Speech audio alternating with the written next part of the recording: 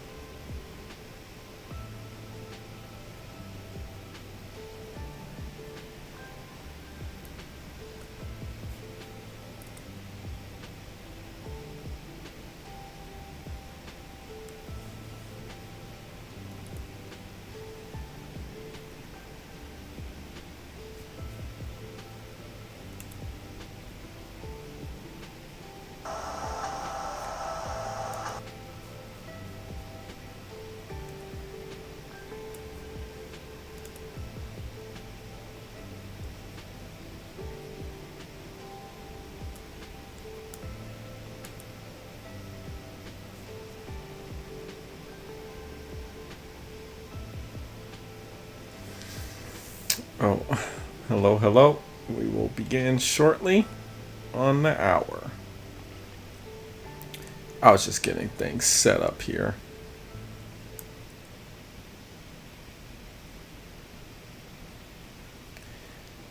Yep, just gotta set it up.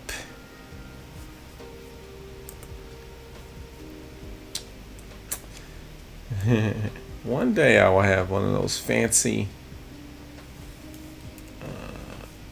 Twitch streamer setups. Where you got the little intro screen and all that. But nope, we lo-fi over here.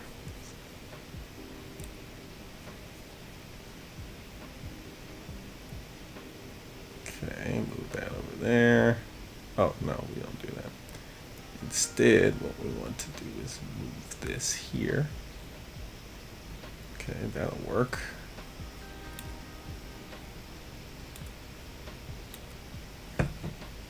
Okay, minimize that.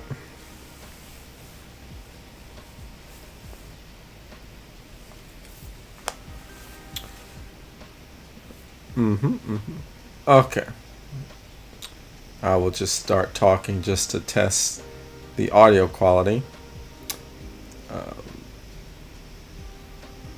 Yeah, still can't even tell. That's how much of a noob I am. Noob is like, I guess the youngins don't even use noob anymore. What do they use? I don't know. But I can't even tell who's watching. So I don't know. People are watching or not. But I'm just gonna start talking. And we'll have a discussion either way I go. And then hello, Demetris, yes. Pad, Papa, Demetir. Yeah, sorry, definitely mispronounced that. But Demetris, you asked, do I believe in God? Yes, I do. And if you want to get a further explanation,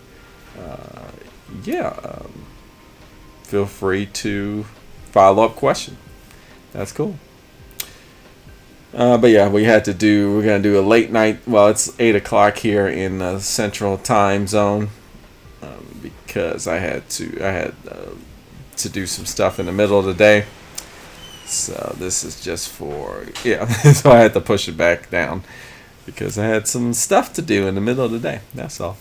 So it's a late night stream. Therefore, I can't usually. A lot of times I like to go outside, but it's gonna be dark out there, and I don't have the best lighting.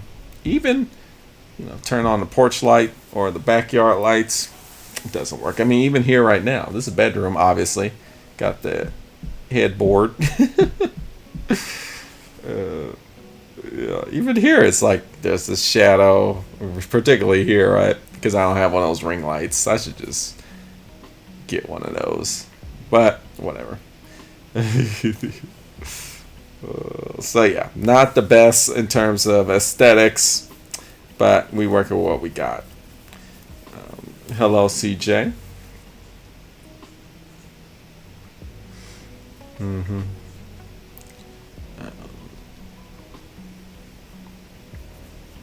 Yep, it is going good. I'm honestly just waiting for the hour mark. So there are some people who were like, "Hey, you started talking, but you said 8 o'clock." I'll just let you know. Look at this. Don't you hate this? I have these headphones. Oh, you can barely see it. But there's a split. I hate when that happens. That little when the cuffs. So I like the over the ear headphones. But the cuffs always eventually, even the expensive ones. I had some Bose back in the day, and you can buy replacements. But damn. I guess you probably can buy replacements for these. Yeah, I have to look. I gotta do that. But I don't know, man. Make them last, but I guess if they made them too hard, they wouldn't be comfortable. Oh well. Hi, Bob. Yeah, okay. Now it's 8 o'clock, so now we can, or I would like to start. But we're just hanging out. We're chilling. So welcome. This is the Black Ponder. We are here on my bedroom, leaning against my headrest, because that's how ghetto we are. Here at the Black Ponder. No bookcase with a bunch of large amounts of books to show off how smart I am in the background. Add to the aesthetic. No, we don't need just the blinds, the headrest.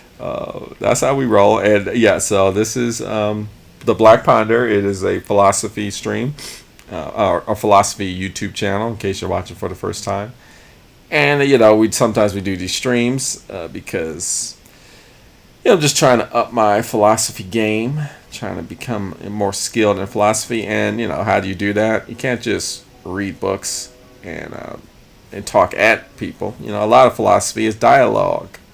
You gotta talk with people who may or may not disagree with you, and talk about complex ideas with people. So that's what we're doing here, and it's fun. Hello, Sane Guard. It's going okay. Sorry if I mispronounce your name.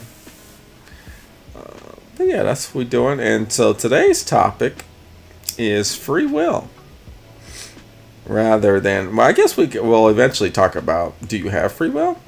But a lot of people don't even, before they ask that question, they're like, but what is free will? Because when people say free will, they could be meaning all types of things. Hello, Kendra. It is fun. Yeah, it's fun to just hang out and chill and talk about cool ideas. Yeah, perfect. Hello, Cam's Corner Books. I just watched your video. Oh, okay. Amazing. Brothers Karamazov. Yeah, that is an awesome book. I really like that book. Not a perfect book, but it's perfect for me. Because Fyodor Dostoevsky, he can go off on the characters with these enormous monologues, and the melodrama is real. But I'm into that type of stuff. And The Stranger, also a book that a lot of people is not their jam, but I loved it. Great approach for philosophy learning by having your ideas challenged in real time. That's that's real philosophy, right?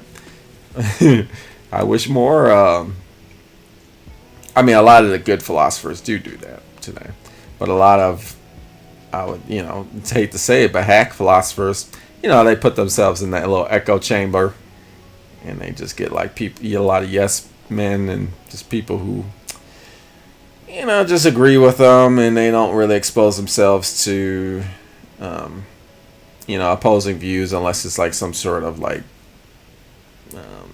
show off or showcase. Like Jordan Peterson versus I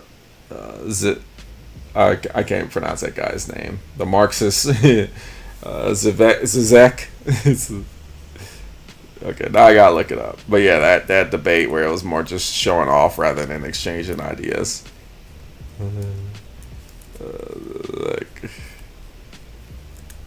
Philosopher. Let me just look it up right quick. I probably won't even find it. Oh yeah, here it is. Slavo. No. Zizek. That's it. That's very simple. Very simple. It's not hard. No. A lot of the staged stuff. And then hello M. Oh yep. That's what MA was talking about. The vibe is like, hi, what's your general opinion of romanticism? I like it. There is a book called Love in the Western World where it flat out calls it a myth. religion by a group long ago called Not Off Topic. Well, we could go off topic. That's fine. Because, oftentimes when you have conversations with buddies, you go off topic. But usually I'm able to bring it back around. What are you saying? The myth is love? Is love a myth? Or romance? Love, it doesn't exist? Is that what you're asking? Or is that what the book is arguing? Like, oh, love doesn't actually exist. It's a myth. It's a religion. Is that what they're saying? I don't know. Enlighten me. Cam's Corner Books. I think Ivan's the Grand Inquisitor was way more about the free will than morality. It was very interesting that his take was that the church argued that people didn't want the burden of free will. And it's a very common concept. We see that also in Plato's, I believe that's the Republic, right? Where the cave story where there's people who they're chained in the cave and they look at they see people moving around and it's the shadows.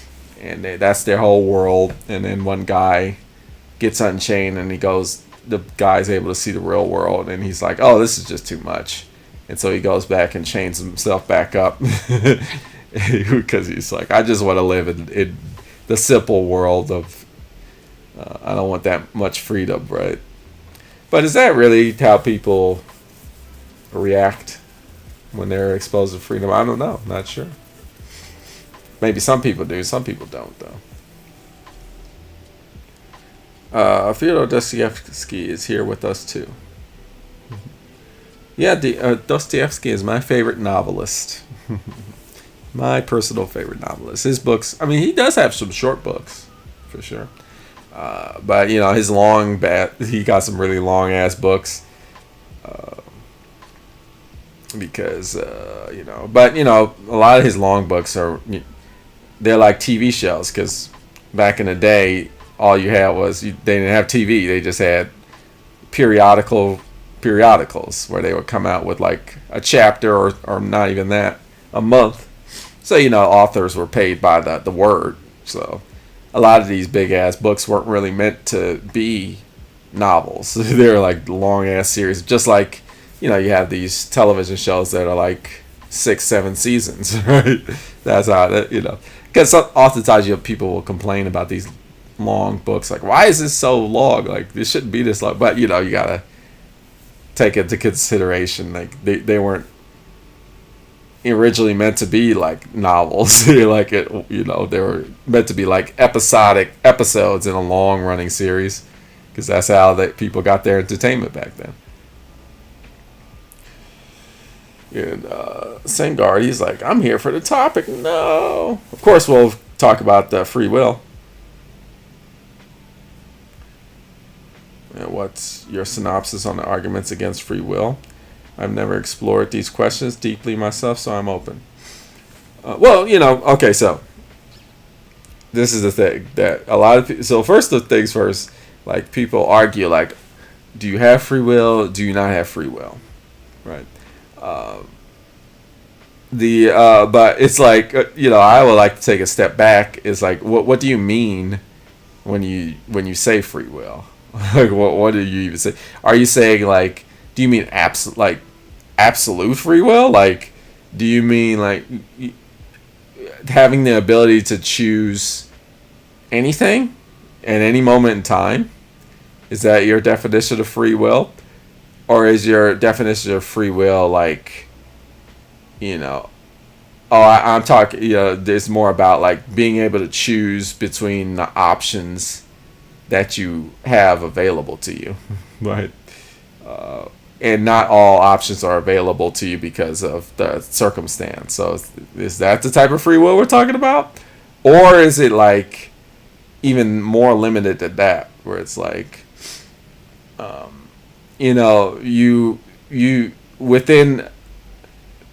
you might be presented options, but even at that point, there are certain options that are available to you, but you really can't decide. or you really can't choose those options. So there's even those limitations. But within that scope, there is some things you could do.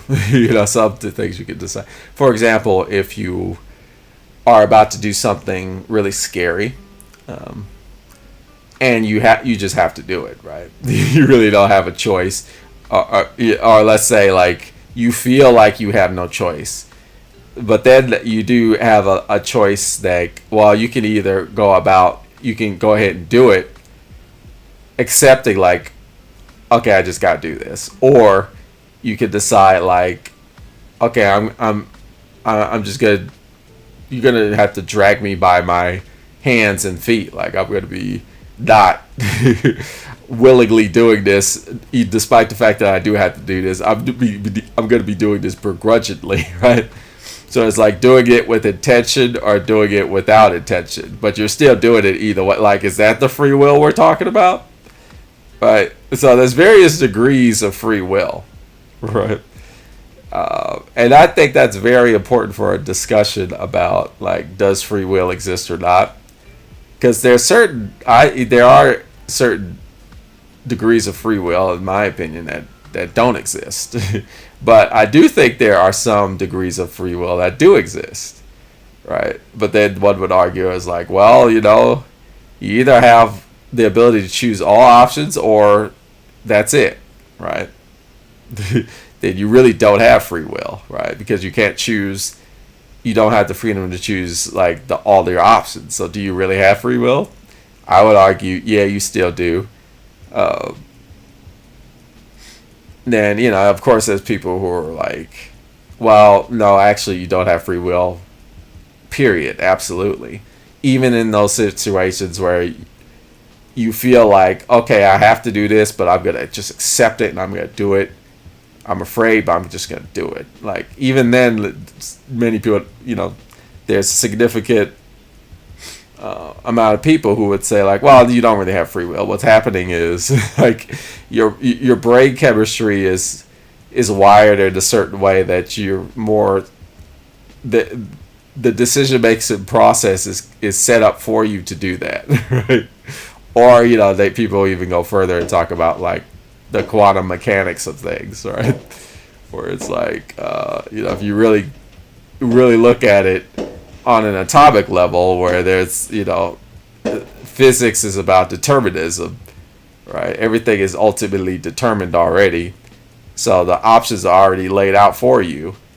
You're choosing options that have already been decided or already been set, right? That I would actually, then you get to an argument that I would kind of push back. Even though the options are already set, if you have a sense perception that you are deciding, is that still not free will? Right? And so I would argue, actually, that's still a kind of free will, even though we live in a deterministic universe. All the options are set for you. Yet you still have this perception that you are making the decisions. I would say, we could talk further about it, because some people say, no, that just means it's an illusion, right? Is it though? That's something we could talk about. But let me look at the comments.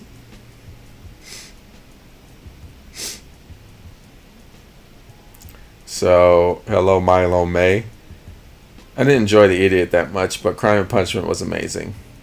Yeah, I still have to make a video about The Idiot. So one book there's several Dostoevsky books I haven't. I gotta, one of these days I'm gonna get back on that Dostoevsky video making a train. But I also I like The Idiot too. And then Think Leslie, or something like that. Think, is that an I or a? The text is so dang small. Okay, my face is gonna be very close to the camera because I need to see this. Oh, that's an I. So Think Less Selly. Peace. Hello, peace. Okay, so Sangard. First, we must understand the true nature of the universe. All existence is manifestations of frequency. The universal song ultimately comes to an end via entropy, inverse of Big Bang, or just the unending expansion that lowers the frequency to a point of nothingness. All things come to an end and therefore have a predetermined conclusion, set in motion at the very beginning of the universe. Yeah, okay. And that is a, the most, most cosmologists or astrophysicists are lean toward that conclusion of the universe, where we have that, what physicists call dark energy, right? Which we don't know what that is yet, but it's the universe is expanding and is expanding at a faster. As the universe ages, the universe expands faster, and so eventually everything's got to be spread out to the point that even the individual atoms will be infinitely away from each other, right? And there will be this entropy, right? So and that's apparently determined. Some astrophysicists still are saying like, well, maybe what'll happen is the universe exists in a kind of cycle where it will expand and then it'll contract, right? There's these theories, but yeah, what you're stating is the most popular theory thus far. So I guess my question then becomes like, okay, but we already know. Let's assume that is the case. Like, we already understand the outcome of the universe, and we already understand the outcome of that all options have already been determined. So does that nullify like free will? Like, well, it's already been determined. Or is it more so the case that although the options are already been determined, we are still making those options, even though they're already determined. We are still making those options. They're determined already, but they're only determined because we're making them. Right? See, this is where it kind of gets a little tricky. Right? All right, you gotta have to really think this through.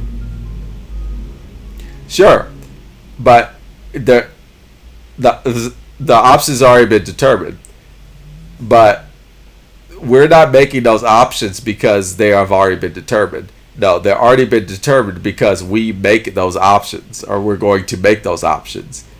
So it still depends on us, right? Even though our decision-making process has already been determined, it is through us that we've made those options, right? So to that end, I'm like, well, is that a kind of free will? Like, since we've made those decisions, now they've already been determined, but we've made those decisions. You may or may not be hearing people are popping firecrackers, because people like to do that in the summertime. I think people still got spare firecrackers from the 4th of July. They're just trying to. So you may be hearing that, you may not. I don't know. Okay, let's read some more. The Vibe says, I don't think the body has free will, but I believe our spirit does. I stand to be corrected. Okay, yeah, no, that's something to think about. Of course, we don't have any, like, I guess some people would say, well, there's physical, but I don't think we can ever, like, we don't have physical evidence for, like, spirit. So now we're getting into the realm of, like, belief, or, like, kind of like how I feel rather than what I can demonstrate physically. Which we could go there. Let's see, I think free will is based off of the status quo, or how your authenticity is linked to the times you're in. Ooh. Free will is based off the status quo, or how your authenticity is linked to the times you're in. So, like, what you're saying, like we currently live in 2023, and it's kind of like, I only have certain options because the status quo favors certain options.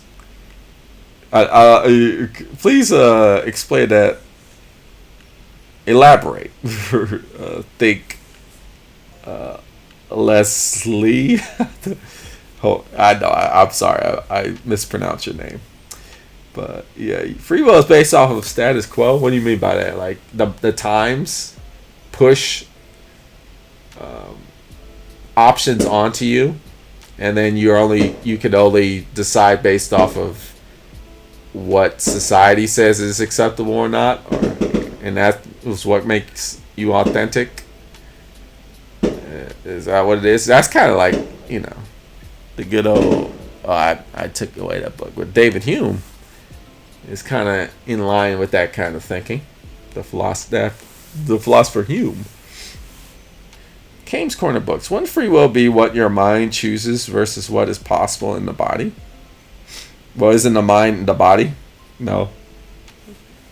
The mind is separate from the body? I think, isn't the mind a part of the body? I don't know. Example, stroke victims are limited physically, but their mind is intact. They have self-determination even if they can't act. Yeah, that's sure. Yeah, I would just say, in my opinion, the mind is a part of the body, of the brain, you're saying? Or maybe you're saying, like, the mind is separate from the brain. Like, for example, consciousness is part of our minds, but consciousness we currently don't know where that's located specifically in the brain. So that way so our knowledge of consciousness is still like detached from how it relates to our brain or our bodies. So maybe you're saying more like that, like, no, I'm talking about like the actual functions of the brain, which many neurologists still are trying to understand how a lot of what goes on in the brain is still difficult to locate exactly where it happens. A lot, we've done major progress to determine a lot of where these things are happening, but there are a lot of these things we still don't know. So maybe you're saying like that type of mind activity, which is kind of, is it separate from the body, or is it just we don't know? We're still understanding where it's at. Because I'm still kind of like, well, a stroke victim, or like somebody who can't move their body, but they're still able to like do a lot of mental processes. That's a part of their body too, right? Because the brain is part of the body.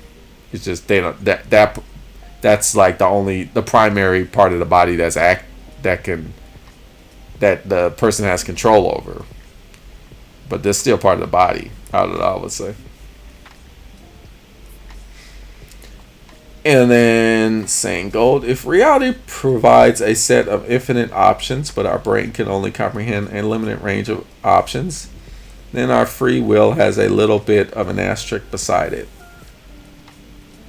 Yeah, right.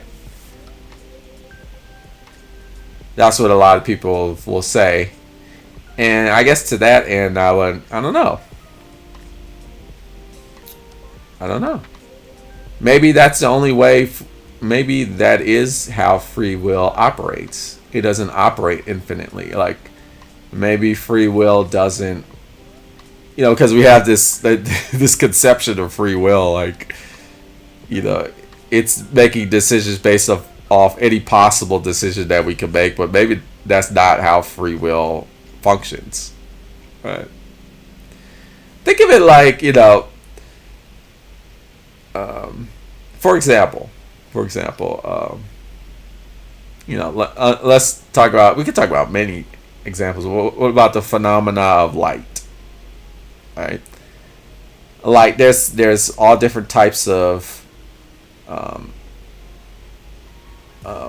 light. Right, there's the visible light that we can see with our eyes, and then there's like radio waves, and then there's infrared heat. Right, that's light too. And then there's X-rays. That's like, we don't see any of this with our eyes, but we could detect it with other machines. Heat we could detect by feeling it, but we don't see it, right? um, and then there's all gamma rays. You keep going. I mean, light exists on the spectrum, and it's all just photon. Light is a photon, subatomic particle, and the way it is, it has different. It's a particle. It is a wave. Now we're talking. You brought up cosmology, so let's talk about cosmology, right? uh, the photon can move in a waveform, and depending on how frequent the I don't know what you call it, how frequent the up and down motion of the wave is, determines the kind of light it is, or if we can see it with our eye or not, right? But so we see the light. We could see light, right? But we don't see all of light, right? But we still say, like, we don't say, despite that we don't see all of light. There's no conception of, oh, light doesn't exist because we can't see it all. Right? Even the way we see light, for example, most of these objects in far away from us, like these nebula and galaxies, we use radio telescopes, right? So we see the radio waves. We don't see them. We detect them with instruments that we built, and then we convert this data into like these images, right, that we could process with our eyes. But that's really not, that's just, that's just a way that we can see it, or we can comprehend what we see.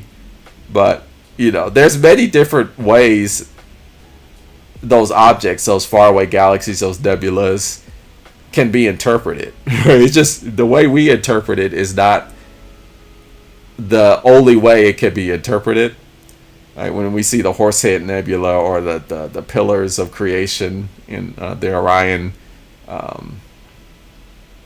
think it's in the Orion galaxy. The Orion Nebula, if I'm not mistaken. I'm not like the best in terms of astrophysics, astronomy, but I'm a fan of it. We see these images, and they're not exact. These images are just interpretations, basically, based off of our limited sense perception. But we don't say, like, oh, it's, this is sight. This is sight with an asterisk on it, or like this. We really don't have the ability to see.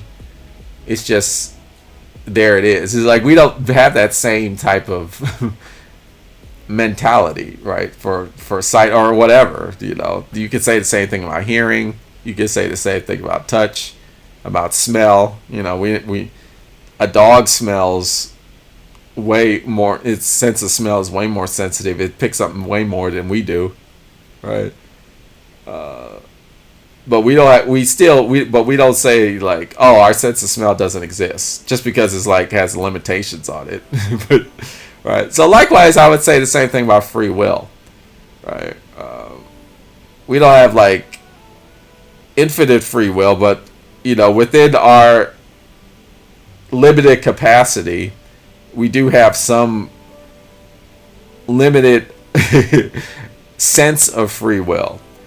And so to that end, I would say, like, well, free will exists, and there's no like asterisk, or there's no like, yeah, but it's just like, no, that's the free will. It's just our sense perception of free will, but it's still free will. Right? I don't know. That's how I think about it. Let's see here. Did I skip?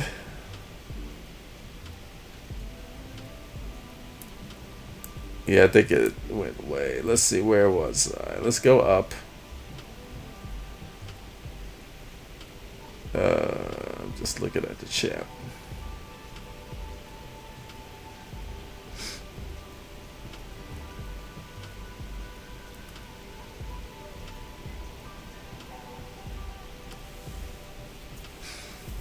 And then the MA says, I feel like I skipped. Where? But I see you say, do characters in a story have free will? No, because they're fictional, right? Because they're just characters. They're not real. They're not actual persons, right? So you got to be an actual person to have free will, right? I would, and by person I mean like, because animals have free will, right? Any type of sentient. I guess you would need to have like sentience, or that would probably be a requirement for free will, right? I would think. Okay, so here we go. Cam Corner Books says, I've always thought of free will as what you think, believe for yourself, and less physical action. Even the limits of your body, of your mind, don't eliminate free will. You have free will as much as you understand. Okay.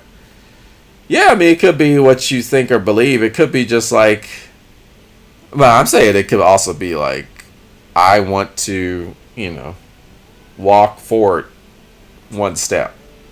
Right? And so you do. Right? I'm going to raise my hand. I'm going to make this decision to raise my right hand.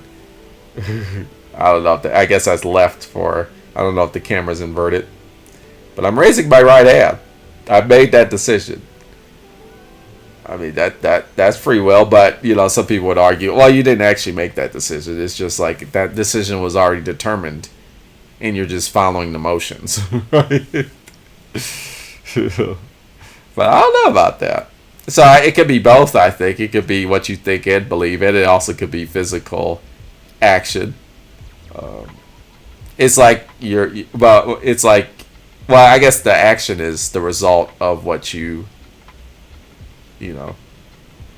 think, or like it's not even what you think, it's like what you decided. Right? Like, I'm hungry, I'm gonna go to the kitchen instead of like, I'm just gonna go to McDonald's to get like breakfast meal. Right? What are you gonna do? Right? You physically got up and got to the kitchen. Right? I guess that thinking is the free action rather than the you going forward and doing. It could be both. I don't know. Probably becomes reality once we take an action. And then you say, Cam's Corner Books, mind versus body was more against the argument. Events are predetermined to the same end, so nothing we do matters. So the limits of what are possible physically to change the end doesn't negate free will. Right. That's what I'm saying. Yeah, I guess my argument is just because things are determined already doesn't mean that doesn't take away from free will, because I guess my whole idea is we have this sense perception that we are making decisions, whether if the decision has already been determined or not, is irrelevant. It's like we feel like we're making a decision, therefore we have free will. Now, I know there's a strong argument against that. People will say like, well, it's just an illusion. You're being fooled, right? You're not actually making a decision. You feel like you're making a decision, but you're not. But I would say like But isn't that what a decision is? Right. I see what your point is. What your point where you're saying like it's more about how you think and feel rather than the physical action. Okay. Yeah, I guess I would lean toward what you're saying. Cam's corner books. It's not so much the physical action. Yeah, okay, yeah, I agree with that. It's not so much the physical action, it's how you think or feel, right? Or believe is what you said for yourself. But I guess they would argue, like a counter person would argue, like, well, even your thoughts are like predetermined. Like you're not actually, it's not you thinking those thoughts. It's they've already been manufactured. The universe has designed, has already like it's already been determined. You're just like going through the motions, right? They would push back at that even. Yeah, but then I would just so I would just say like, well, okay, you're going through the motions, but you going through the motions is what free will is. I don't know. I think it's kind of complicated. And this is why we talk about like, what do you mean by free will, right? And that's more what I'm saying. So it's less about. I guess I agree with Cam's corner books. Like it's less about the physical action and more about the decision making process, which isn't even about like the outcome of the decision. It's more just the making of the decision. And then they would say like, when you're not making anything, you're just following a determination that's already has already been decided for you. But we can talk further about that. Let me see some more comments. Oops.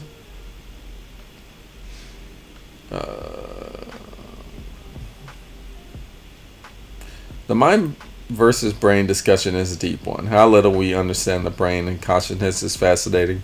When we talk about our heart, we really mean our mind, right? The whole like the heart, which is like, oh, it comes from the heart. It's like, no, you're talking about their mind, right? The heart just pumps blood throughout the body. It's a muscle.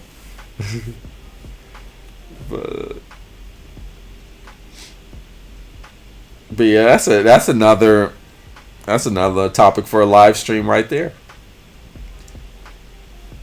Matter is just higher frequency of the photon, right? E equals mc squared. True. Well, yeah, sort of, kind of. Yeah, but let me like not put my foot in my mouth because I'm not like a physicist.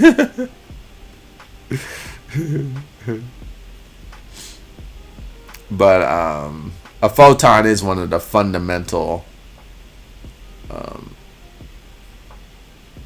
objects in the universe, from I think. And photons are massless particles, which is why they are,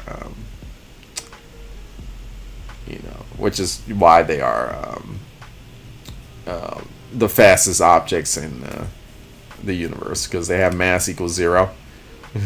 Pure energy, right?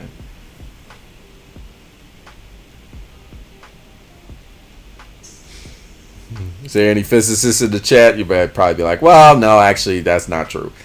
You see, delta times gamma times theta equals epsilon times pi. You probably start throwing that kind of shit at me, which is totally fair. Let's see. I'm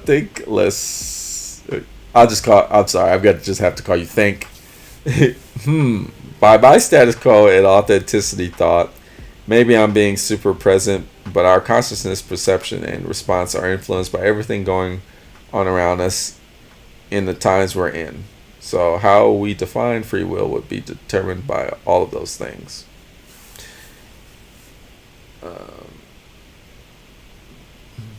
So an idea just popped in my mind, and then a counter argument to my idea just came up. Because like, what about radical thinkers? Like, are people that make breakthroughs? Are people that like come up with ideas that are like that go against the status quo, and they like, wow, you really discovered, or like those eureka moments. But then I you could also say like, well, actually those moments are determined by the world around them in the status quo. They're just like going against the status quo, but they're going against the status quo because the status quo existed in the first place. One could say, right?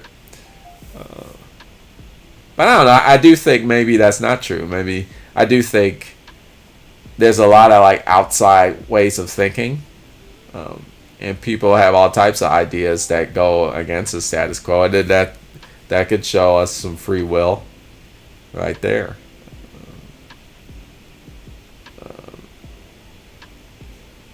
Yeah, and that's kind of the cool thing about studying philosophy, right? You study all these ideas that are like, wow, I never even thought of that, or like, nobody has never told me that before, right? Or like, I would have never thought of that. When you're reading a lot of these ideas that kind of just blow your mind. So I don't know about that one, I think. And the vibe says, romanticism is myth, not love, because he believes services continue.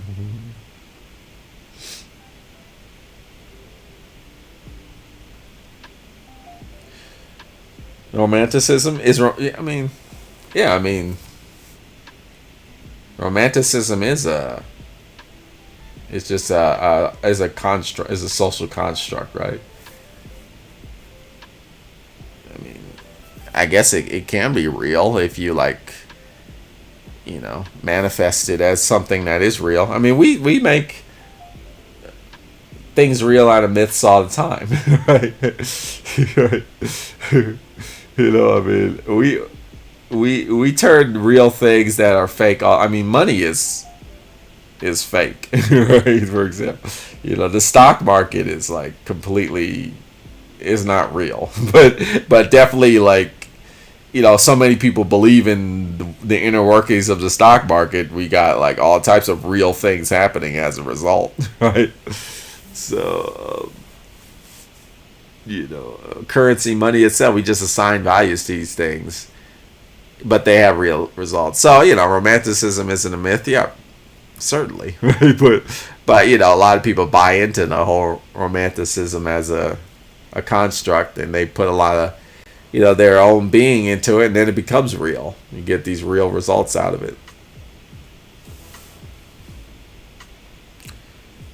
And then MA says, so if characters in a story don't have free will, and like you said, sentience is required, what else is required? Do animals have free will? Yeah, animals have free will.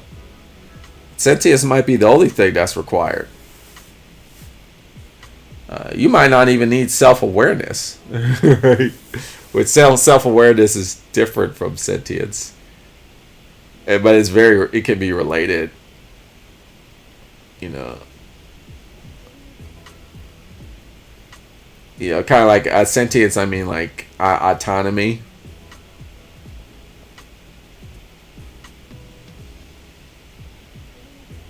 Yeah, I would even argue like, I mean, do plants have free will? Yeah, I think so. I know some people go, what? But a plant like grows a certain way based off of. I guess you could argue like, well, the plant is like plants reach their branches out toward the sun or toward like other nutrients to gather nutrients. And so is that free will? I think so. Now, some people would say like, well, no, it's not. They're just like, they're just responding to stimulus. It's literally like stimulus response. But I mean, they're exerting their will to get the stimulus. Is it free? It's not absolutely free, but there is kind of a degree of like, because they could extend their branches or their leaves or whatever. Like a Venus flytrap that closes. It's when a fly hits it. It doesn't have to do that. It just does it because it wants the nutritional value. And some would argue like, well, what's happening is, it's just responding to the stimulus. Like it's. Which, I don't know. I think you don't really need much for free will. Yeah, sentience, maybe that might be it.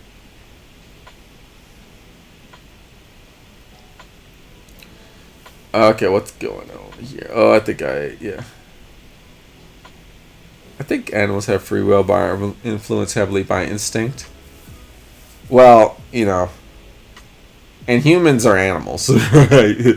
Let's not get it twisted. Homo sapiens, we are animals, absolutely, and we are heavily influenced by instinct. You know, let's not make that mistake. Like, it's funny how we separate because that's who we are. We are humans, so we're going to we're the special case because we're talking about ourselves, so we see ourselves as special. But I mean, you can just look at the world and see all the instinct that we follow, and it's we're just. I mean, we respond to stimulus almost just as bad as a plant does, right? I mean, we see with all the misinformation and the social media and the likes and the dislikes and people tripping off that. People want to get high subscriber counts, and people are seeking validation from all these different sources that really aren't going to give them validation, right? Or people believe things just to fit in, or have clubs, or we go through all these mental health crises because we don't want to feel alone. I mean, we're very human beings. We respond. We're very instinctual, right? Not. I mean, are we less instinctual than a dog or a wolf or so? I don't know, man. Because I sometimes I meet these people on the street, and it's I don't see very much difference between you and my doggy that I walk every day. It's just you can speak English, right? I don't know. So I guess to that end, and I think people would say well, that there's your argument against free will, because people act as if they're just responding to stimuli rather than they're actually making concerted effort to make decisions. But I don't know about that. I think just because they're not making the right decision, or they allow themselves to just submit to pure instinct, doesn't mean they're not making decisions. Let's see here. Yeah. But do you see animals act against natural instinct? A predator becoming friends with what is normally prey? I mean, yeah. I mean, we train animals. We domesticate. Human beings domesticating animals. And training them is animals going against their natural instinct, right? My wife is very good at telling our dog to when we put food on the counter, and we tell him, no, don't do that, and he, you could tell he really wants that food, but he's like, oh, okay, but mommy's telling me not to get it, so I can't get it. So they're fighting their natural instinct. Right? So yeah, animals are definitely capable of doing that. I'm in the affirmative, yep. When my dog runs after another dog, yep, my dog does that all the fucking time. It's very annoying, but some dogs just won't listen, and when I tell her to get back, then yes, I say she's exercising her free will to my shame. Yep, exactly, because that's a good point, because I had the same problem with my dog, and a lot of other people walk their dogs, and my dog just yanks the leash. It's and he knows, I tell him stop, I tell him sit, I tell him stay, and he just sometimes he listens. And sometimes he does it. That's he understands I don't want him to do that, but the instinct takes over, or like it's not really the instinct take over. It's just the want is more power. Like he's like, you know what, I'm just gonna do it because I've decided to do that, right? And so I don't know. Sometimes I think we don't give animals, other animals, enough credit. It's like animals are very smart and they're autonomous, right? They're not gonna just follow your directions like a robot, right? Because they're sentient. Right? They have like a kind of an awareness of self, right? So they're like, well, I want to do this, so you're telling me this, but dogs being a dog, what you gonna do? Like just like people disobey direction as well. I don't blame them. I'm like, hey, you just do it. That's why I got the leash. That's why I got the leash. Yeah. Do you think language flattens free will? Think makes it too plain for us to grasp? No, I don't. I think we just don't have enough conversations about like what we're talking about. Because I think people just focus on debating, do we have it or do we not have it? But we don't really talk about like, well, what it even is. What is it, right? Because that's a much harder discussion to have, right? It's not the language. It's just people want to just win debates, right? Or that's really what flattens the discussion. Our inability to think critically about stuff, right? And it's not really an inability. It's more just because we're able to do it. It's just our lack of wanting to do it, right? Free will there. Stoicism is the rejection of all those external influences of our times, a higher goal to base actions on. Okay. I'm not really into Stoicism like a lot of people are. I've only read Marcus Aurelius. I gotta read some more Stoics and make videos about it. But I've only read Marcus Aurelius, and I hear like Marcus Aurelius is like, that's the least amount of that's the traditional Stoic philosopher with the least amount of information about Stoicism. So my understanding of Stoicism is lacking, for a better word. So I'll take your word for it on that. I know they definitely are about like managing emotions is like big in Stoicism. Right. And external influence. They're also like, I understand they're also about like focusing on what you can control and not focusing on what you cannot control. Right.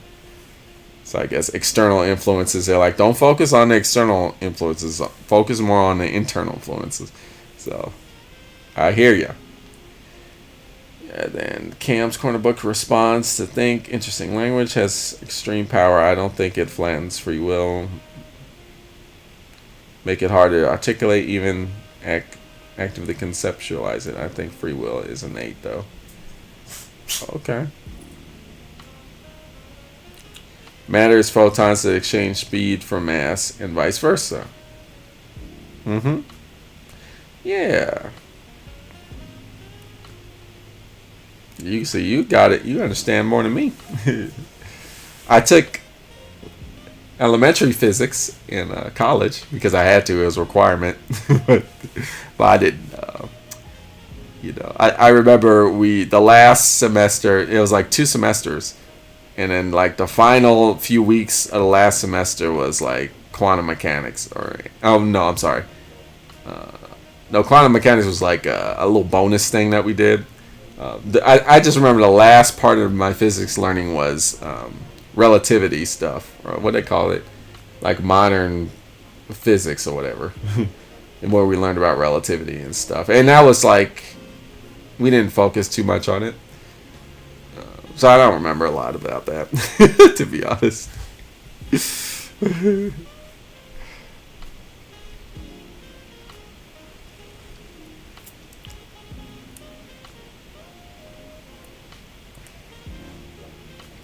Okay, so lack of money absolutely limits my ability to execute my free will.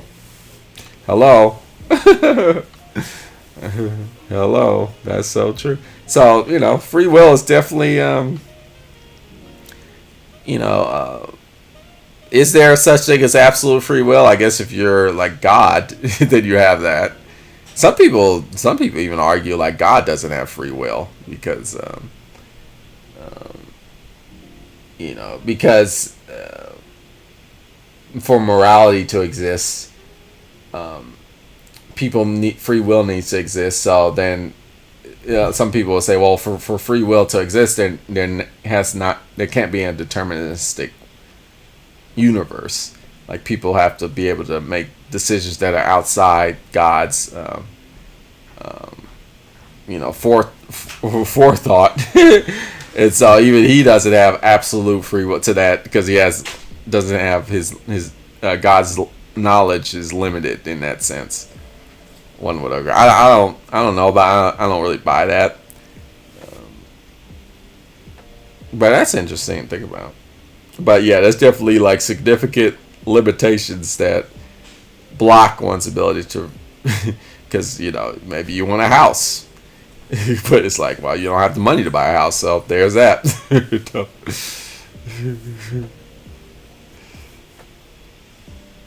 If sentience is the only thing required for free will, then it's the self-referential acircular logic. Do plants have the ability to not follow the sun?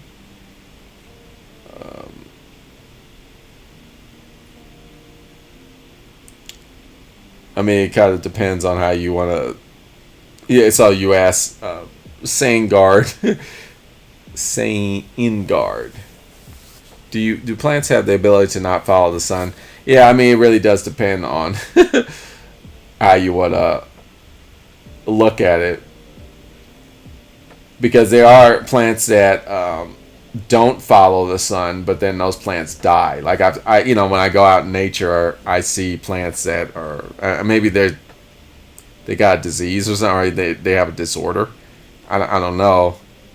Maybe there's a botanist. But sometimes I do see plants out and about, and they're not reaching toward the sun. They're like kind of going some other way for some reason. Maybe they got damaged or something, and then they die. Or they get sick or something. So I don't know if that's like,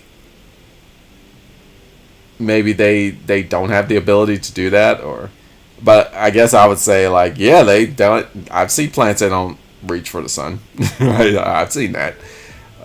It doesn't work very well for them in terms of like their survivability, but I do see that.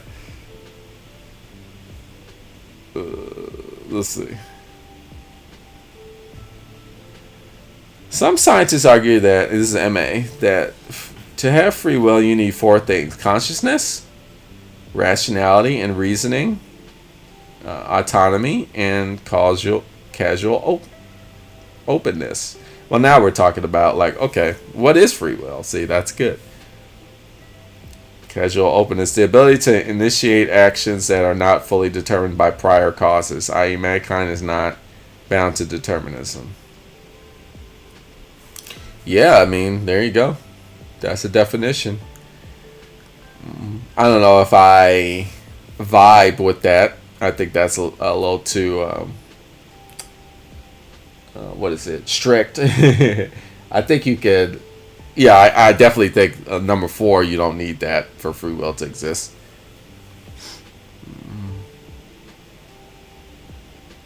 I guess that's basically the stance of many Christian or theologians, because most theologians would argue, people,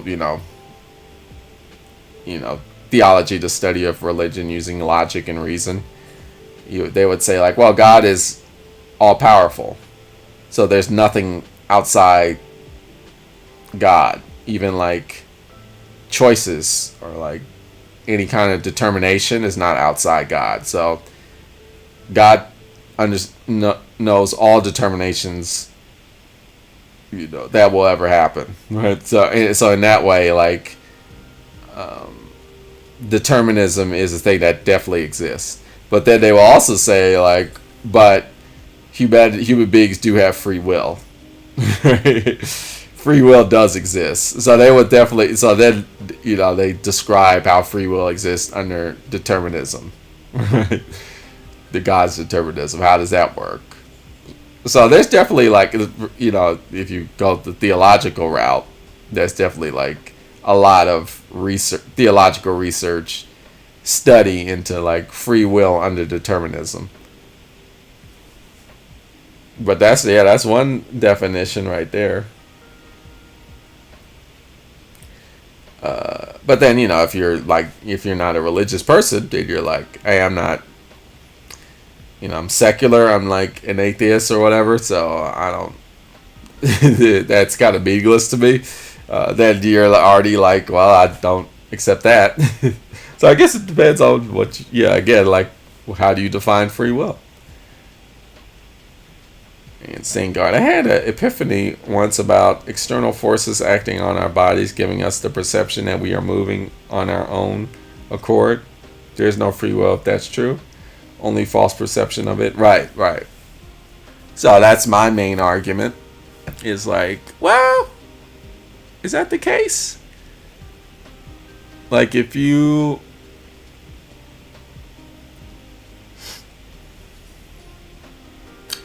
Yeah. If it is just an illusion, then it doesn't exist. But the illusion exists. So what is that? It's an illusion. Right?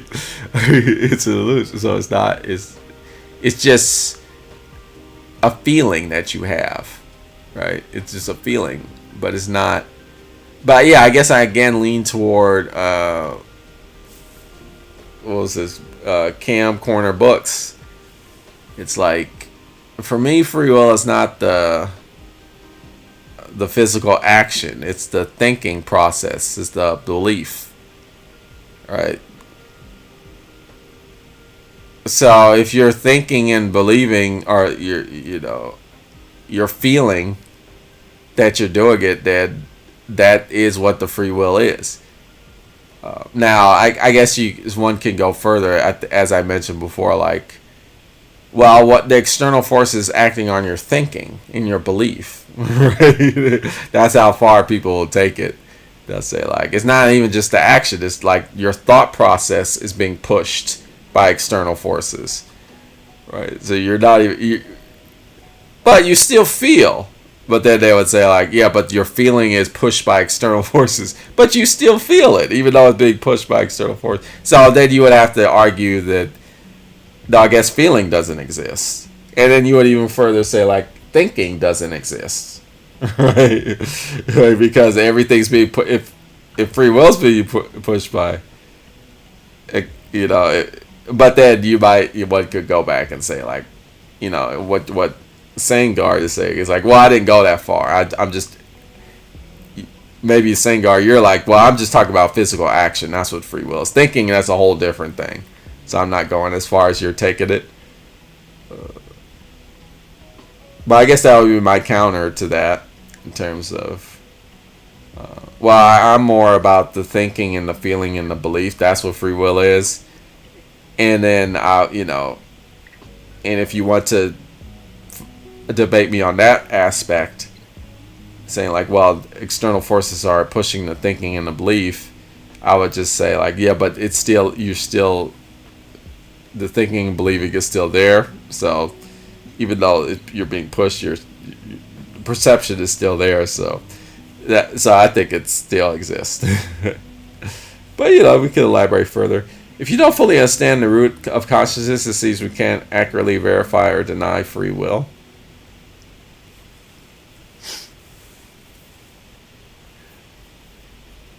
Is that true? Oh, well, yeah, I mean...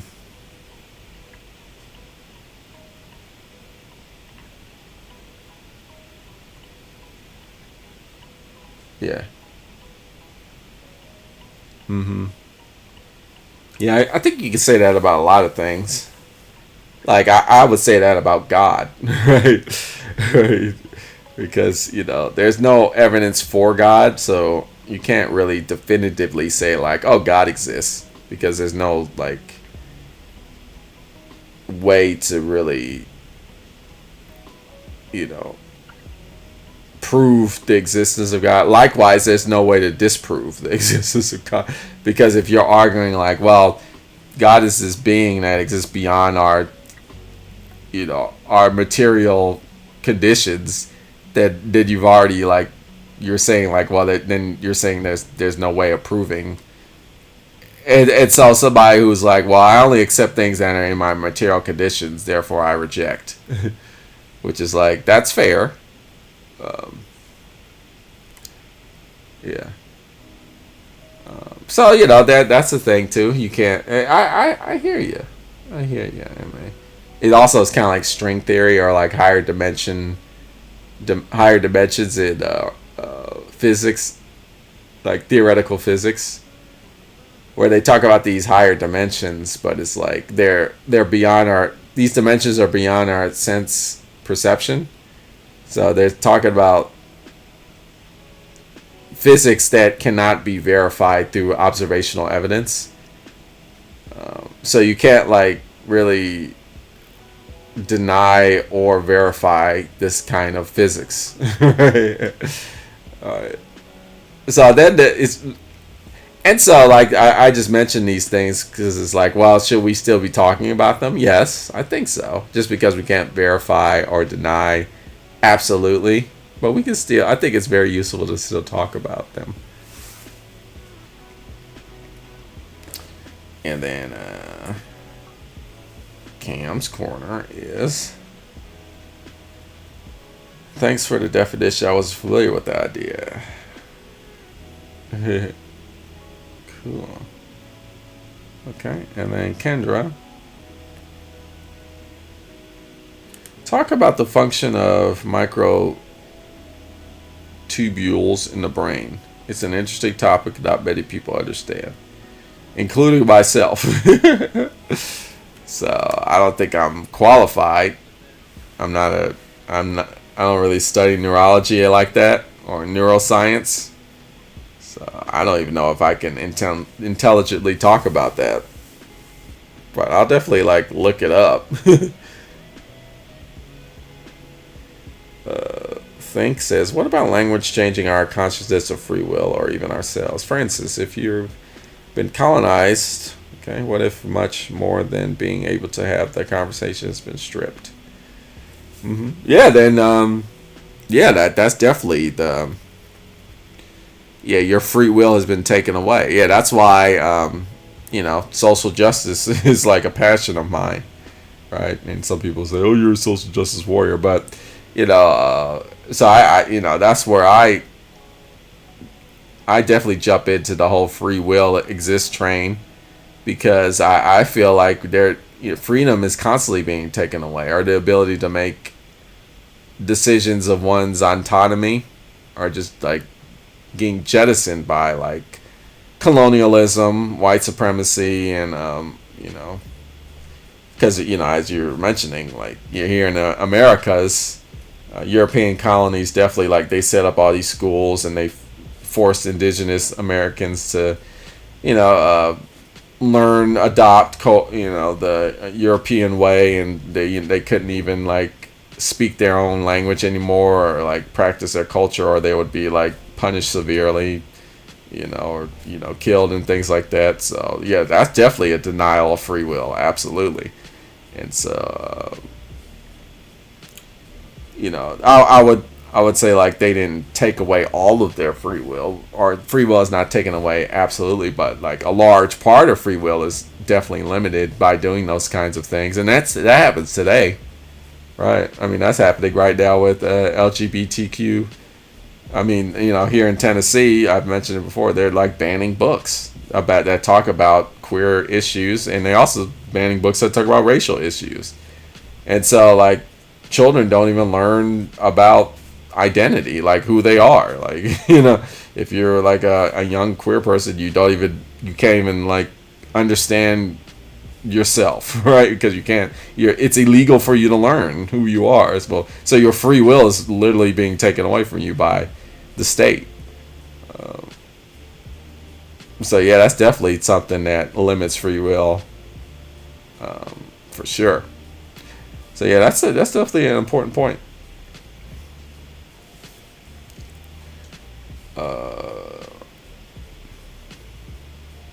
So the vibe says, are you saying decisions are made by the whole body? If yes, there are instances we act against ourselves.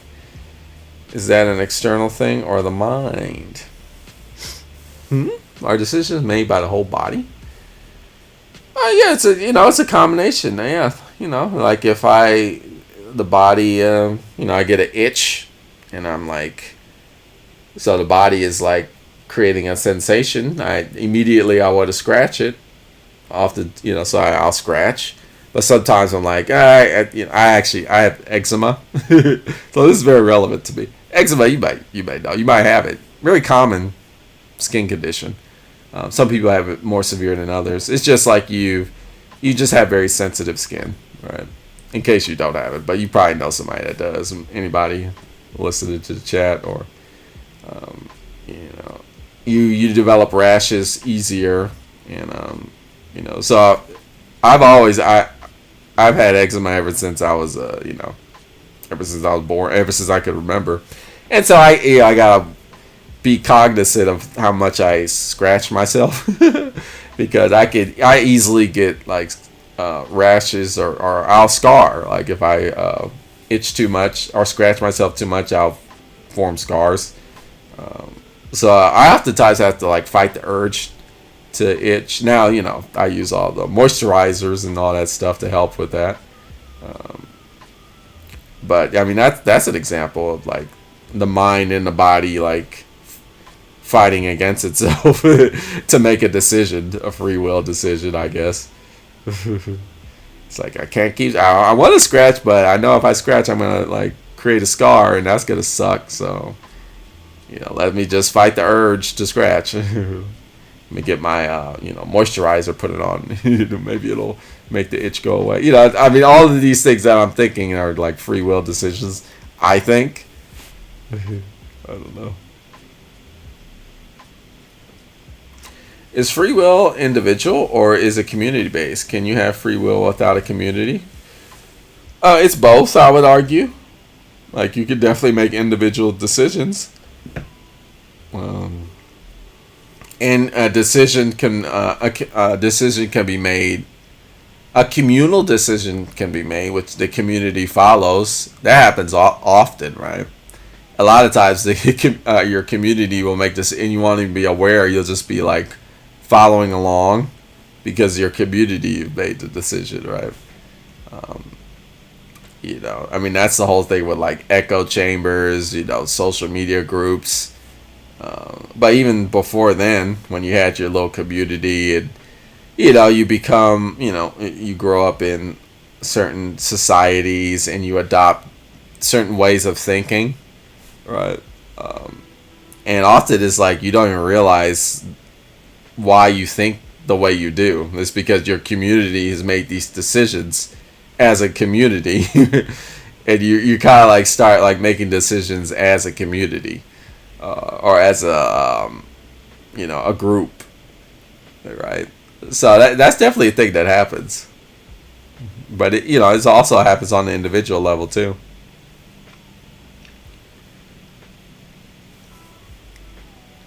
I think if we give the earth, land, the center of the narrative, we don't have free will. If we give the earth and land the center of the narrative, like if we center human activity off the land, then we don't have free will. Like we're like, okay, you know what? We're gonna like focus on taking care of the earth, the land. We're gonna like focus on what does the land, the earth want. Then we give up our free will.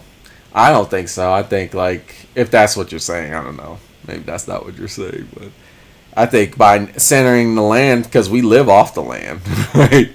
I mean, without the land, we can't exist, right? So by centering the land, really, like you center yourself, right? Because we're directly connected to the land. Like, yeah, there's a connection between us and the land, right?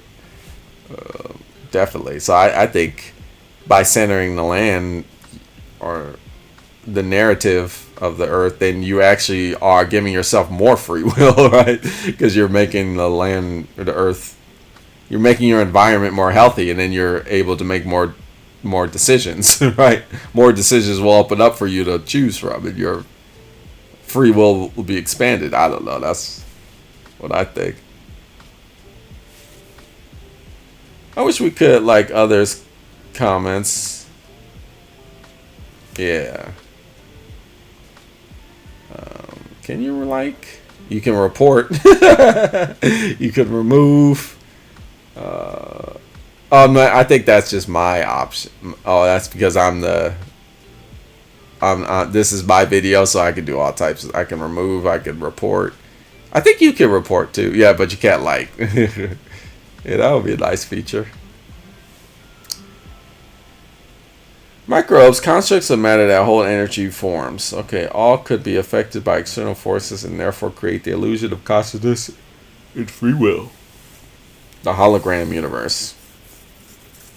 Yeah, I've heard that theory of like, we're all just really a hologram. We're a projection off of a black hole. The Big Bang is actually a black hole, or like the beginning, and we're just we're just living off of the event horizon of a black hole, because the event horizon is a projection of the black hole.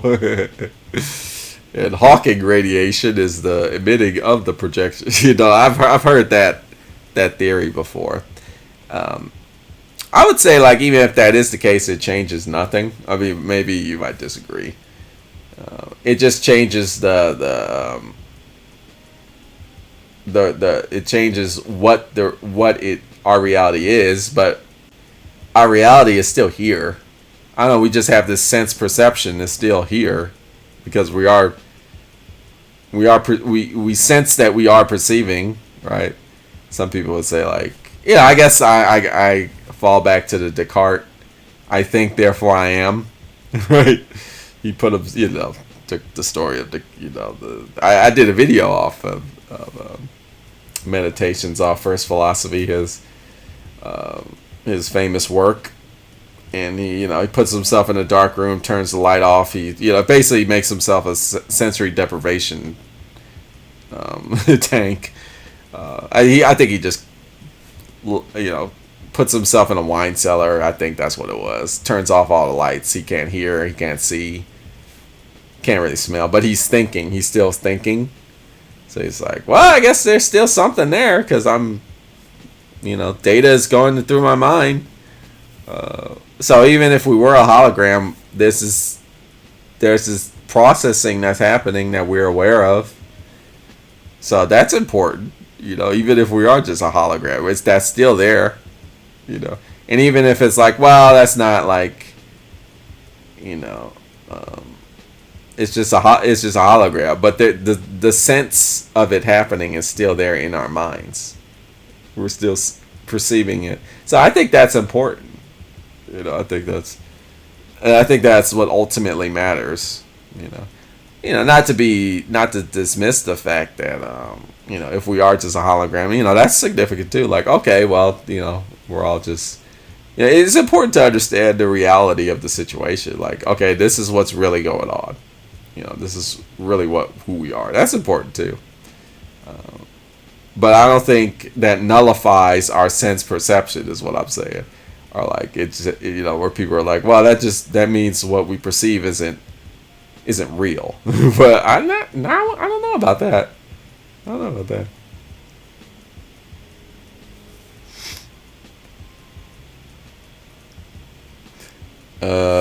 else are we at?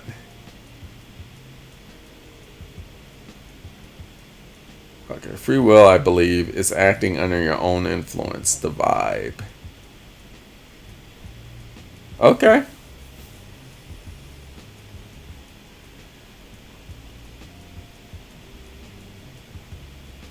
I'm even going so far as to say, like, free will is the sense or your perception that you're acting off your own influence. Which I think I probably would lose a lot of people with that one.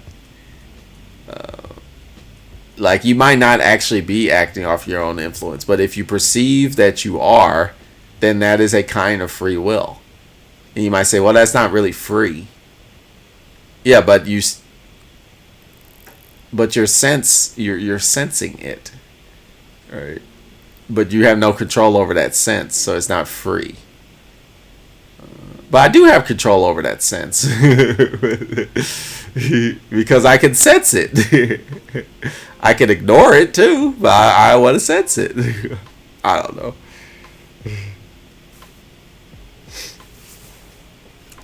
And then sign guard, saying guard. Psychosomatic responses. The body acts on its own accord, perhaps from a subconscious issue, but cannot be consciously controlled. At least not easily. Okay.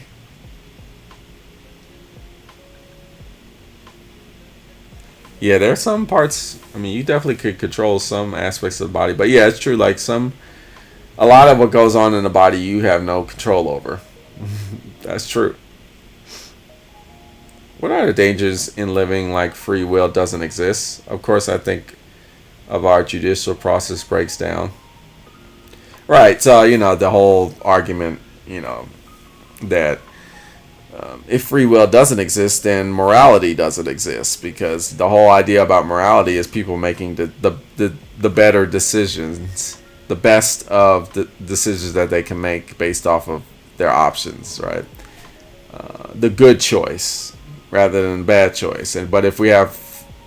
But if there's no free will, that is like, well, nobody's making good or bad choices. It's just people who make, I mean, this argument, you're very familiar with this argument. So then the thing is like, why are we even punishing people? Because they're making decisions that are not of their own accord, right?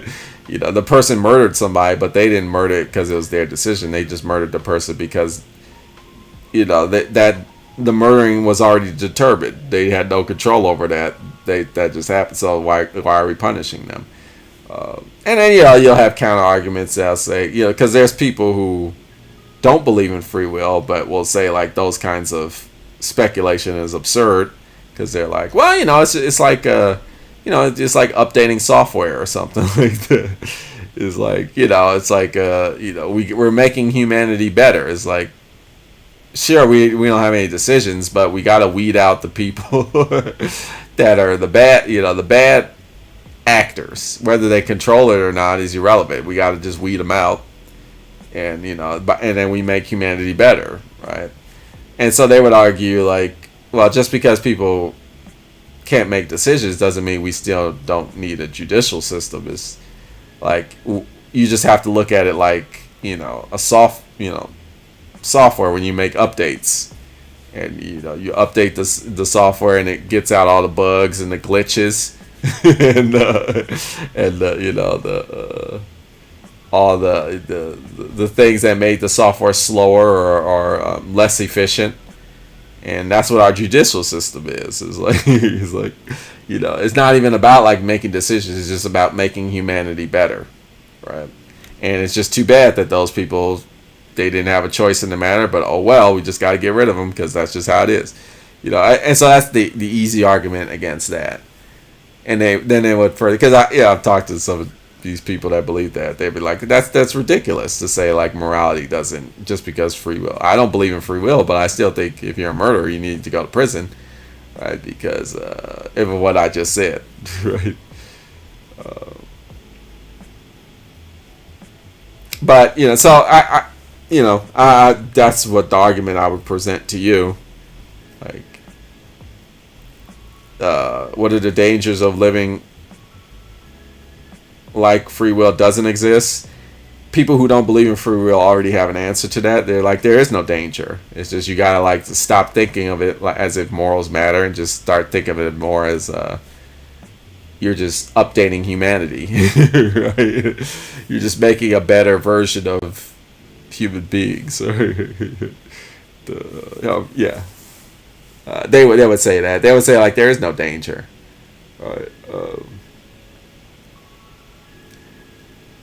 But I just don't, I'm like, hey, okay, well, there you go. I'm not even, so I don't really see like the whole, that doesn't really scare me, because a lot of people who are into morality and ethics and the existence of that, they kind of like they put all their eggs in the free will basket, which, you know, I'm a believer in free will, but I'm not, you know, I don't have that kind of fear or that kind of like reservation. It's like, oh no, what if there's no free will? Like I'm just like, yeah, there's free will, and so like, yeah, morals and ethics exist due to this kind of free will, but you know.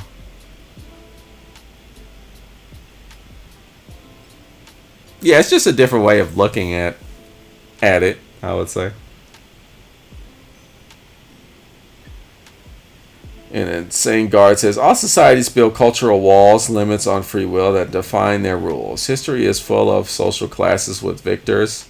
We can't fully reject the social construct we live in without total chaos. Yeah, and then if you further, I made videos about the philosophy of David Hume, who goes really deep into that, and he'll even say like, yeah, morality, it kind of just doesn't even really exist.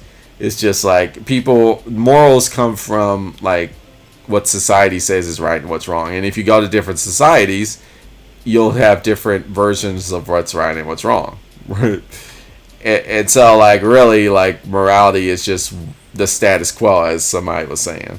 That's really it's not about what's good and what's bad. It's just what is acceptable in your current society.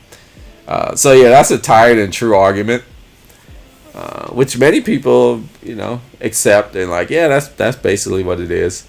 And then further, like the free will team would say like, yeah, free will is kind of like you just make decisions off of what's acceptable and what in society and what's going to help you out in society more.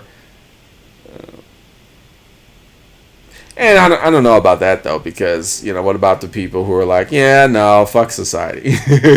You know, the people that go against the rebels without a cause, or even, you know, people who are like, yeah, I don't accept this, and they become like, they do the civil disobedience, or they become conscientious objectors. They do the protests and strikes, all that type of stuff.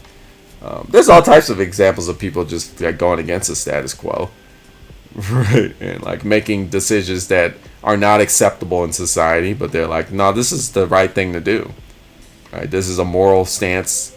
And there's people who are like, society is. I mean, I do that all the time myself. I'm like, yeah, there's a lot of what society does, which is fucked up. So I don't agree with it, and I participate in protests and such also.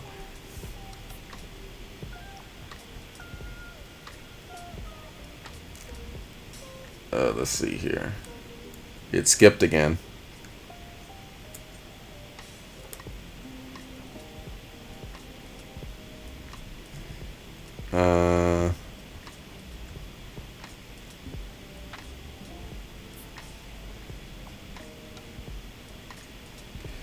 We can't fully reject the social construct we live in without total chaos.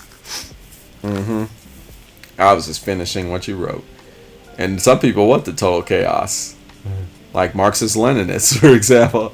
They're like, the proletariat will revolt against the capitalists, the bourgeois class, and then there will be a revolution which will result in total chaos.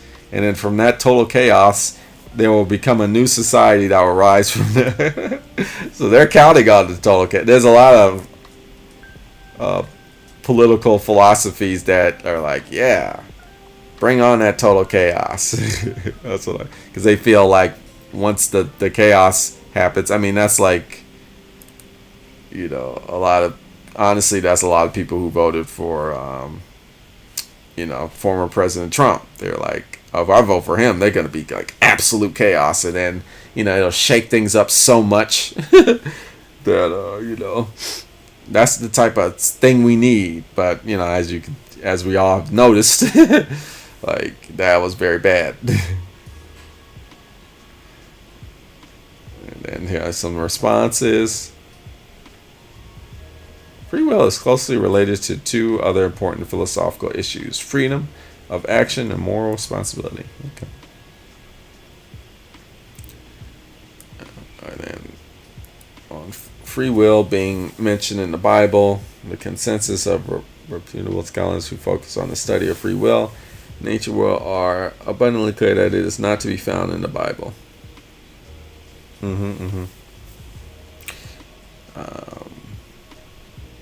Yeah, there's a lot of there's a lot of religious people that flat out reject free will, which is kind of funny because you have a lot of hardcore physicists who are like, well, quantum mechanics says, if we follow quantum mechanics to its full extent, then it says there is no free will. So therefore free will doesn't exist because, quantum mechanics, shows that everything is deterministic in the universe. Likewise, if you do it the religious route and you like fully delve into the religious, thought process in the Bible, Christianity in particular, it's like, well, there's no mention of such in the Bible, and also if God is omnipotent, so there's nothing outside God's purview, even choice. So there is no free will. Right? Humans have no free will. So you have the scientific idea of free will doesn't exist, and then you got this religious idea that free will doesn't exist. So it's from both sides. That's the utilitarian approach to morality, which I agree with as likely and most useful of the moral philosophies, utilitarian. Okay.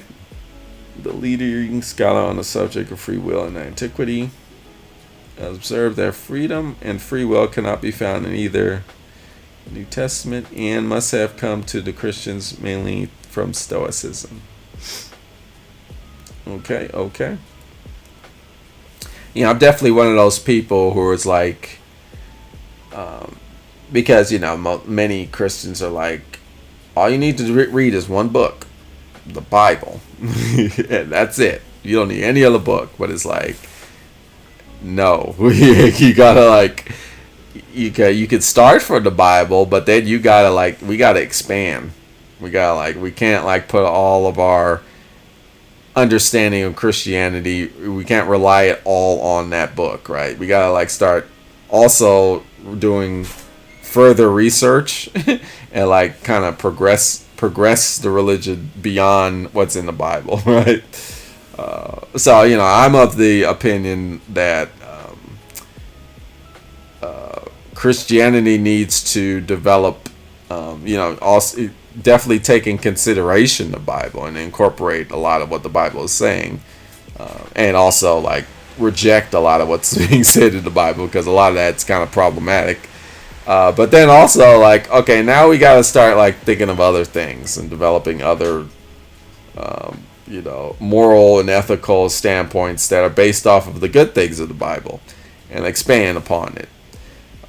So one would say well, I don't see free will in the Bible. Well, okay, but so now we need to start using our minds and start getting all theological about it and start incorporating philosophy and be let's start thinking about free will and within the context of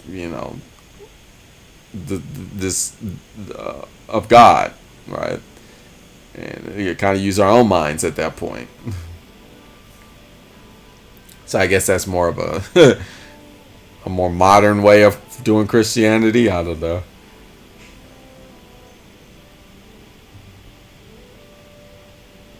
We must have come to the Christian. Okay, so the Akapifi. I got this one. Okay. Gotta be careful. I don't know. Wikipedia is very good. But sometimes you do gotta check those sources. I'll be honest with you. Wikipedia will do that. Occasionally they'll be please donate. If every single person donated that got this message, we wouldn't have to ask this ever again. Right? And I'm like, you know what? I'm gonna put down $20. I finally did that because Wikipedia. So I'm saying Wikipedia is a good source, but you do have to check it. The works cited. You do have to check the works cited. But it's like basically made encyclopedias irrelevant, right? Right? You could just like uh, look at Wikipedia. A lot, oftentimes people bemoan Wikipedia, but it's very good. It's very good. But definitely check those works cited, right? Don't be like, because sometimes it's not so good. But you gotta check, but often it is very good.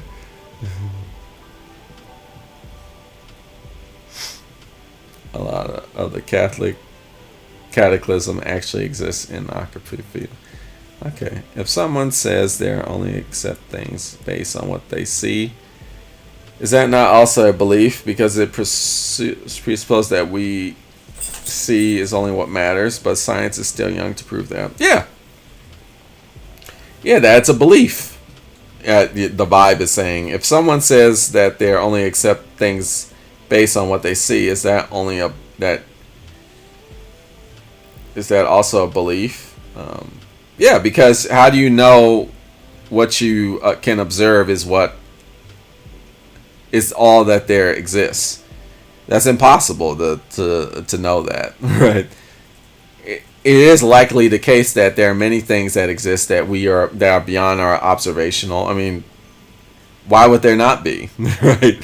It's like animals. It's like, a fish that exists in the fish bowl, or like in a fish tank, and they don't know anything outside of that fish tank, right? They might see their reflection or whatever. They could see like the immediate environment outside the fish tank, but they further out they don't have no perception of what's going on out there, right?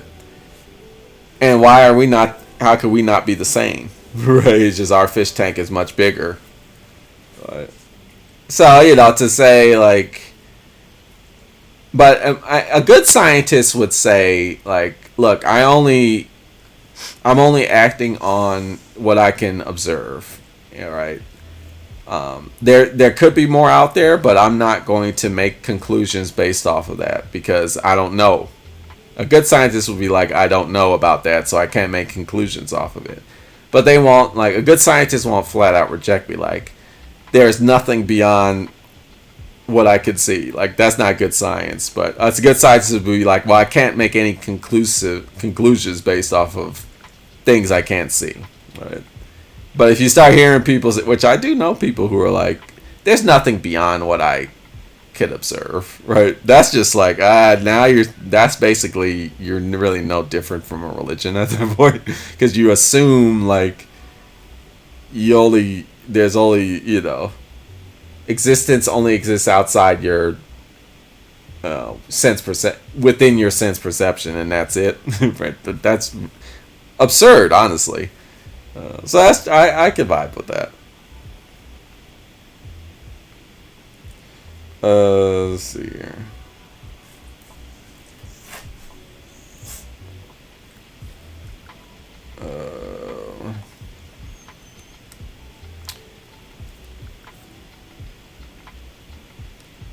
Okay, don't forget the Kabbalah. Yep. Mm-hmm. Oh, is that it? Finally reached the end. Cool. Can you see your brain? There's some nice discussion going on. That's biologically internal, so no, but some device can scan them to help me see. Thanks, Anthony. Okay, so this was a nice discussion. I think I will conclude here. I personally believe that there exists a limited version of free will. It possibly is a case that we are not actually making decisions in the real sense, and it means like we're not making actions independent of the universe's determinism. But I personally think that the sense perception of making such decisions is what free will is. And I would say, like, although the universe determines the decisions that we make already, but they are those determinations are due to us determining them, which was determined by the universe, but the universe required us, which the universe, developed to make those determinations. So there's kind of this like dialectical determinism. I think that's actually a thing. I think I didn't make that up right now. I think dialectical determinism going on, where it's like, the universe determines everything that's happened, but everything that happens is determined by the people, by the beings within that universe. Yet the universe determines what we determine because we determine those things, and so in that way, their free will exists in that manner. I would say. How does culture affect our perception of free will? Um,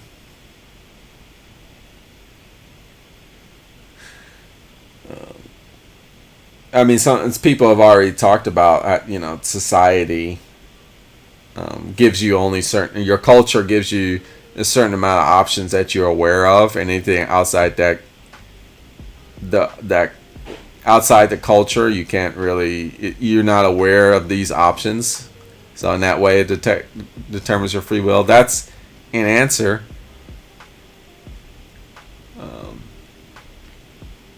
But I would even argue like culture really doesn't affect your free will. It affects the options that you see. But again, like to me, like free will is not the options. Free will is the act of making the determination. Whatever that determination is, to me, like that's not what makes free will. What makes it free. Your ability to sense that you're freely making a decision, even if you have limited options, and it's all like the culture is like, well, I don't know. The culture you live in blocks out certain options that you're not aware of, so you're not even aware of them. So it doesn't affect your sense perception of you making the decision, right? Because you wasn't even aware of it to begin with. Now, some would argue like, well, because then that's not really free. But I would say like, well, yeah, it is. Now, your freedom can be expanded. There's like various degrees of freedom. So I guess my question is, I don't know if culture really affects free will. Like it affects your options, but yeah, again, I lead toward Cam's book thing where it's like free will is more about the thinking, the believing, the feeling rather than the physical action. I would love to see a discussion between you and John the Duncan. I'm not aware of that person, but yeah, I'll look him up. If we can sense we are acting on our own influence, is that not self-consciousness? Exactly. If we can sense we are acting under our own influence, I would say that. Yeah. Is that not self-consciousness? Hello? I agree. Great hangout. Free will is often conflated with choosing to act in with the status quo. They're not the same thing, though. They're not the same, though. Free will is whether or not your every thought and action are predetermined.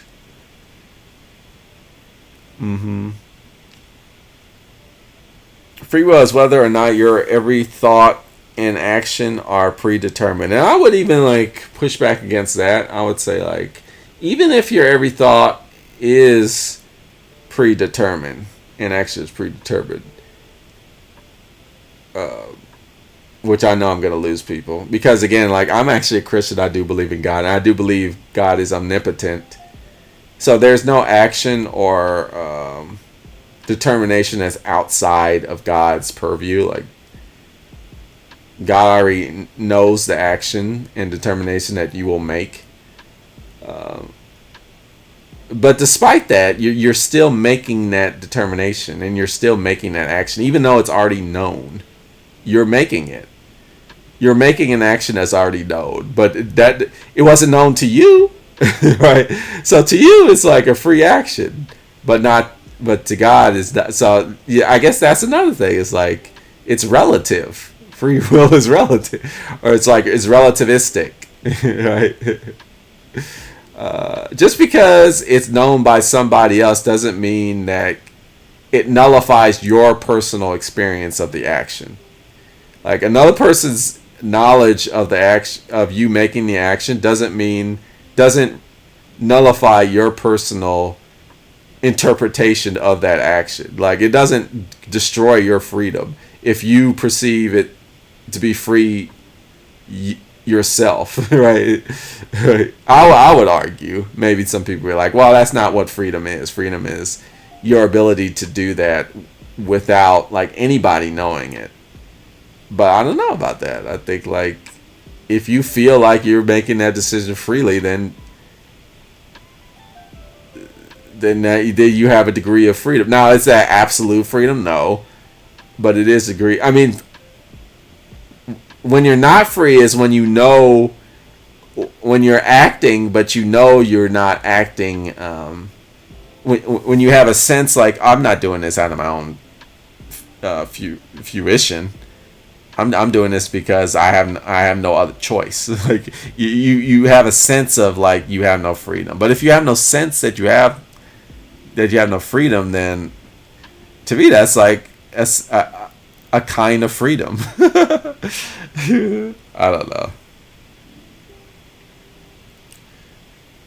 Could the sense of self-consciousness be an illusion? It could very well be an illusion, just like, but that still doesn't make self-consciousness not real, even though it's an illusion. Just like light, but like what I was talking about before. A similar, just like when I was talking about how, we use radio waves to see these faraway galaxies. And, when you use radio waves to see these faraway galaxies, you're not, you're just seeing data on a spreadsheet, right, or a graph. But then that is interpreted. We like convert that data into this image that looks kind of pretty and pleasing to our eye. But that's like that. It is not actually what it is, right? But that's what it is to us, and what it is to us isn't fake. Sure, is like that's not ultimately what it is. In if you had higher perceptions, like if you were able to perceive radio waves without a machine, right, then you would perceive it differently. But we use a machine to perceive radio waves, which allow us to see faraway objects, and those images aren't fake. We created those. They're how we perceive them, right? Which is not an illusion. It's just it's just a way we interpret and I would say the same thing about free will. That's all I'll say. I believe God knowing what the future holds doesn't mean he is manipulating it. He knows it. That doesn't mean he's caused it. Yeah, I mean,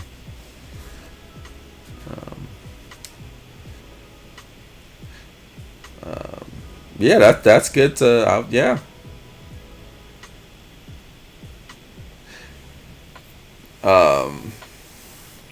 He knows it. That doesn't mean he's caused it, in my opinion. Yeah, that makes sense to me. I would just say the only caveat it's just in my interpretation of God is not only does he know the future, like there's nothing that can happen which is outside of his of God's ability, or like not even knowledge, just power, or like influence, I would say. And you would say like, well, cause, I guess. Um, so I would say like that. My interpretation of God is the future is not anything outside of God's ability or like or like there's nothing. So I guess that's you're basically saying that. There's nothing in the future that could happen that would like derail God's like plan or something, or like idea of ultimate understanding of things, right? Or like our ability of things, like whatever God has in store, or God's plan, or whatever God is has constructed.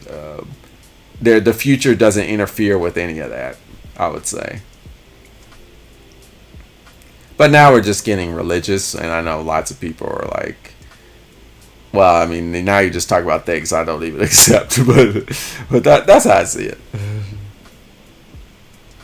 Unless all the manipulation necessary occurred at the initial point of creation.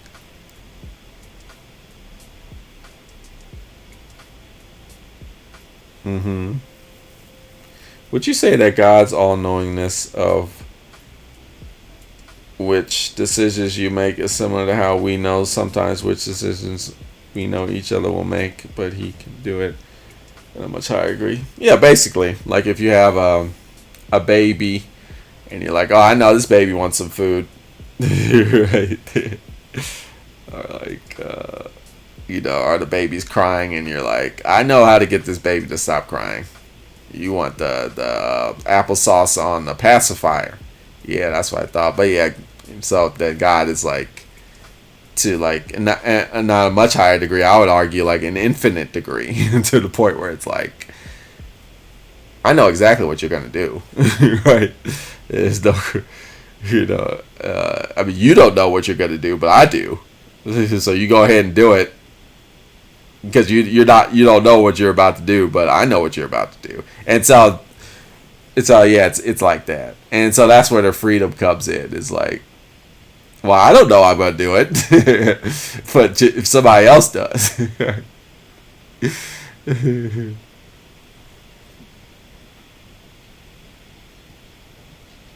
Okay. Right, and then Queen Midas, I think it could be illusion, depending on perspective. Plato's cave comes to mind. Yeah. The perceptions are truth to them, but false to others. Mm-hmm. Cool. Yeah, that's true. Thanks for that. Leaving that concluding quote, Queen Midas. And with that, I will bid you farewell. I think my doggy is getting antsy. It's like it's time for a walkie. So I'm gonna do that. But hopefully I'll see y'all next time. I'll think of another topic to share for next week, and we could discuss. But until then, it was nice talking to y'all. Nice seeing you, and I'll see you next time. Tune in for more philosophical thought. Black Ponder.